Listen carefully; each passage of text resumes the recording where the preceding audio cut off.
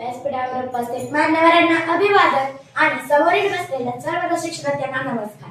मी गणेश तळके, इयत्ता 4वी, माझ्या शाळेचे नाव जिल्हा परिषद प्राथमिक शाळा 19 बळगाव.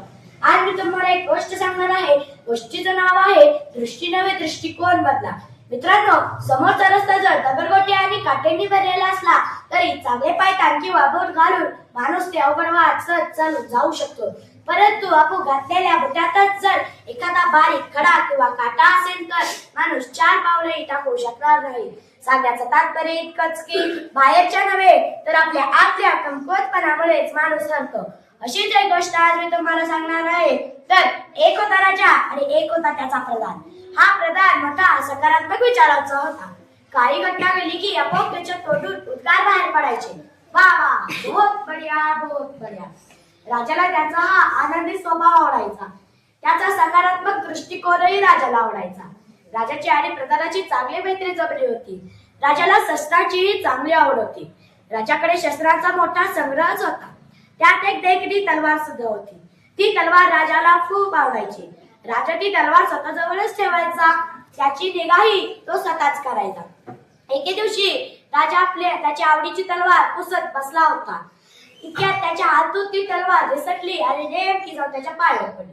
तलवार धारदार होती. राजाच्या पायाचा आत्ताच तुटून गेला. तो वेदनेने कळवळू लागला. रक्ताची धार लागली. राजाला काही सुचेना. तो सैरभैर झाला. वेदनेने कळवळू लागला. वैद्यबुवा आले. त्यांनी मलमपट्टी केली, औषध पाणी दिले. म्हणता म्हणता ही बातमी सगळीकडे पसरली. सर्वांना वाईट वाटले. सर्वांनी दुःख व्यक्त केले. पण ही बातमी जेव्हा राजाच्या प्रधानाला कळाली तेव्हा तो म्हणाला, वा वा, बहुत बढिया, बहुत बढिया. राजाला प्रधानाचा प्रचंड राग आला. इथं माझ्या पायाचा अंतर तुटून गेलाय आणि हा प्रधान म्हणतोय वा वा, बहुत बढिया, बहुत बढिया. राजाला प्रधानाचा खूप राग आला. त्याने प्रधानाला पकडून तुरुंगात टाकले. तुरुंगात गेल्यावरही प्रधान म्हणाला, वा वा, बहुत बढिया, बहुत बढिया. असेच काही दिवस गेले. प्रधान तुरुंगातच कसे तरी दिवस काढत होता. दरम्यान एके दिवशी राजा आपल्या काही सैनिकांसह जंगलात शिकारीला गेला. जंगलात गेल्यावर राजाची आणि त्याच्या सैनिकांची चुकामुक झाली. राजा पलतीकडेच निघून गेला. राजा जंगलात वाट चुकला. सैनिक शोधून शोधून थकले आणि अंधार पडल्यावर परत निघून आले. राजा एकटा जंगलात राहिला. राजाला वाट सापडेना. रात्रीच्या वेळी आदिवासी लोकांनी राजाला पाहिले. त्याला कैदी केलं. राजाच्या हातापायात चांगले दंड घातले. आदिवासी लोकांच्या देवीचा उत्सव सुरू होता. त्यांना एक माणूस बळी म्हणून देवीला द्यायचा होता. त्यांनी राजाचा बळी द्यायचं ठरवलं. त्याला स्वच्छ अंघोळ घातली, नवीन वस्त्र नेसवले आणि देवी पुढे उभा केलं.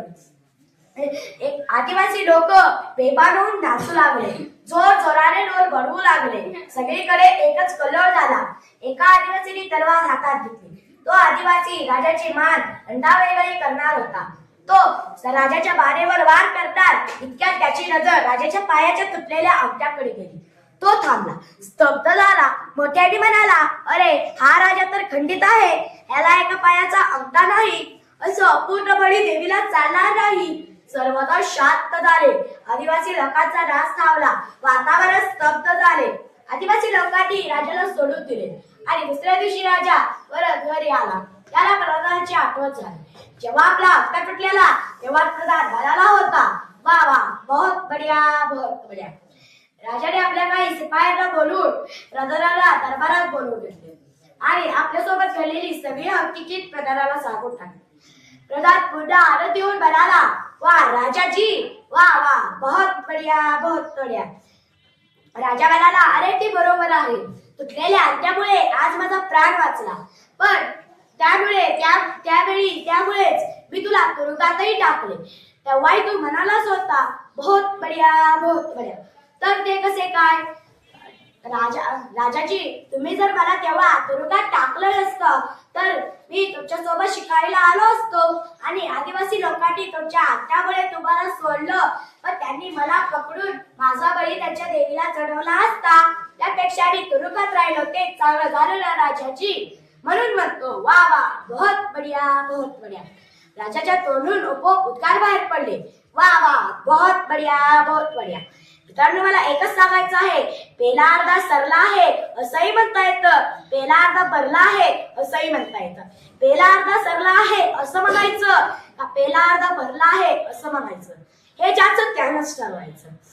म्हणून म्हणतो, दृष्टी नाही तर दृष्टिकोन बदलायला हवा. धन्यवाद.